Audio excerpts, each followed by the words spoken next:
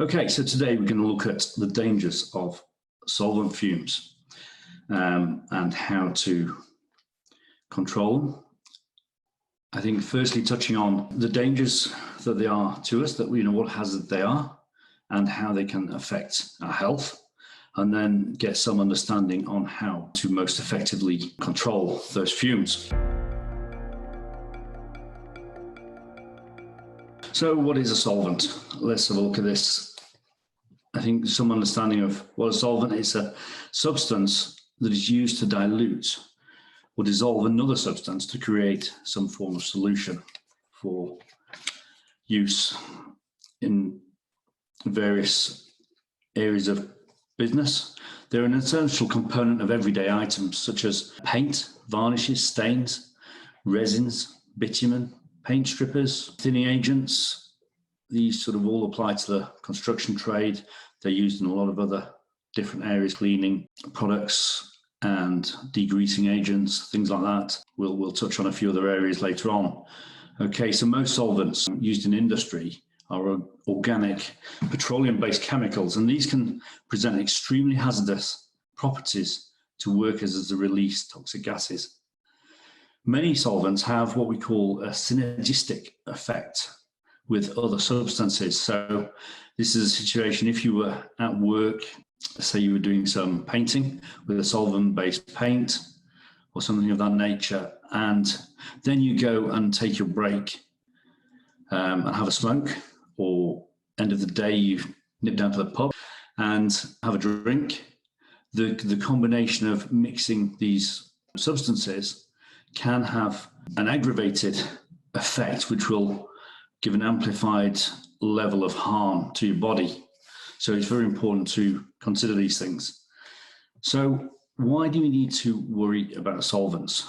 Well, with over 13,000 deaths each year linked to the inhalation of chemicals and dust at work, it's very clear that protective measures need to be taken to control the risks and mitigate the hazard of solvents, also known as VOCs, volatile organic compounds. The HSE estimates that 8% of the working population regularly uses solvents in processes such as degreasing, metal cleaning, adhesion, painting, use of resins. So there's quite a lot of exposure across the field of business. So the HSE have set up what we call workplace exposure limits, commonly known as WELLs. This is found in the EH40 document 2005 on the HSE website. That's put in place to protect the health of workers by the control of substances hazardous to health, what we commonly known as the COSH regulations or guidelines. So the WELLs are the concentration of a hazardous substance in the air that people breathe, averaged over a specified reference period. So for example, benzene has an 8-hour limit of 3.25 milligrams per meters cubed of air. Exceeding this limit is deemed to be a health hazard. So by gas monitoring, suitable monitoring methods, this can be assessed as to how much, what those exposure limits are and what you might be exposing your employees to. It's important that we're adhering to these WELLs. Otherwise, we're endangering our employees and leaving ourselves wide open to prosecution from the HSE. And something just to be aware of is that the HSE did change some of these workplace exposure limits. They revised some of them early this year in January. So it really highlights the importance of keeping up to date with these regulations. So you've got these situations on the table here, numerous activities that expose workers to these substances. But of course, some workplaces, we come into contact with solvents a lot more frequently than others. And there's some of the typical industries that would come into contact is things like agriculture, forestry and fishing. Some of these chlorinated hydrocarbons is a very common solvent that you come into use within that area. Construction, we know. Painting, stains, varnishes, resins, another area. So service industries is another area where a lot of the cleaning agents contain chemicals such as acetone. Distilleries, you come across methanol and ethyl alcohol in the production processes. Mining industries, oil installations, food manufacturing are all different areas that use a heightened amount of solvents. So how do they damage the body, or how do they get into the body? Inhalation is probably the biggest area where gases are easily absorbed into the body through being breathed into the lungs, and then they're easily absorbed into the bloodstream from our lungs. Ingestion is another area. Solvents sniffed in through the nose or swallowed from splashes or anything else.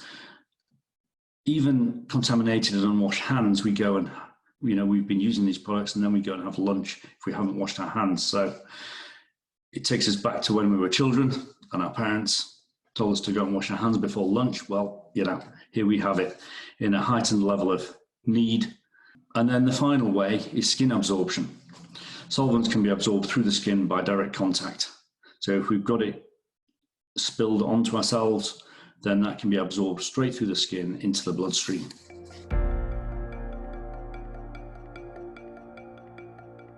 Different solvents obviously create different health problems depending on the means of exposure, how they're being taken in, whether it's inhalation, ingestion, or skin absorption, as we just discussed.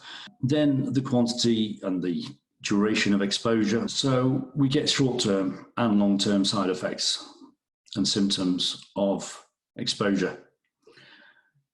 You've got the list on the screen there, but then over and above that, you've got, it can affect the brain and the nervous system, and this is known as neurotoxicity.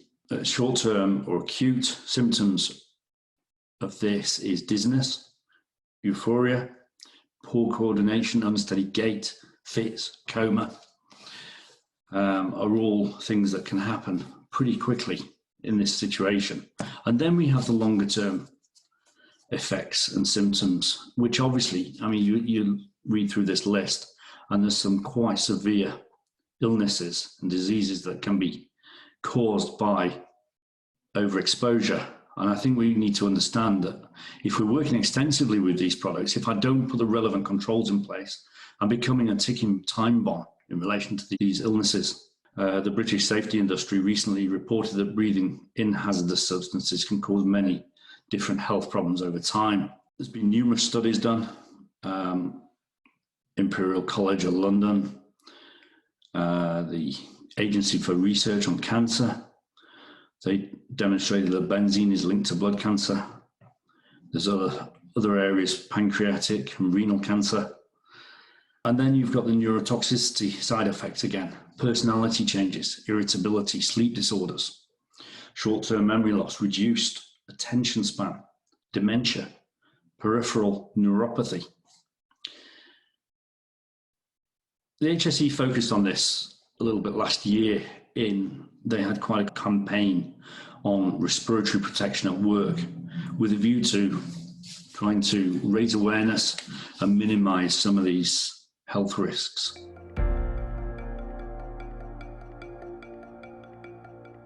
When it actually comes down to the nitty-gritty, how are we going to manage it? Are we just going to reach for RPE?